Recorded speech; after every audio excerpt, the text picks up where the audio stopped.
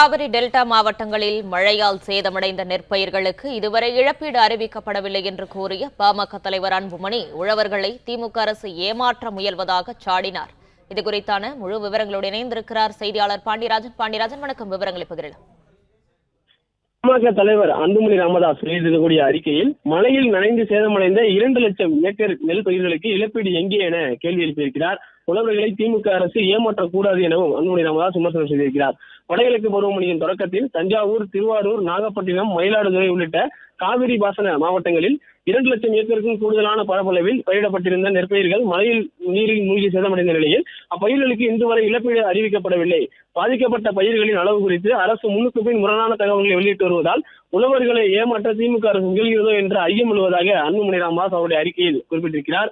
தமிழ்நாட்டில் வடகிழக்கு பருவமழை நடப்பாண்டில் முன்கூட்டியே தொடங்கிய நிலையில் கடந்த அக்டோபர் 20, 21 ஆகிய தேதிகளில் பெய்த மழையில் காவிரி பாசன மாவட்டங்களில் அறுவடைக்கு தயாராக இருந்த குறுவை பயிர்களும் நடவு செய்யப்பட்டிருந்த சம்பா மற்றும் தாளடி பயிர்களும் சேதமடைந்திருப்பதாகவும் அன்புமணி ராமதாஸ் குறிப்பிட்டிருக்கிறார்.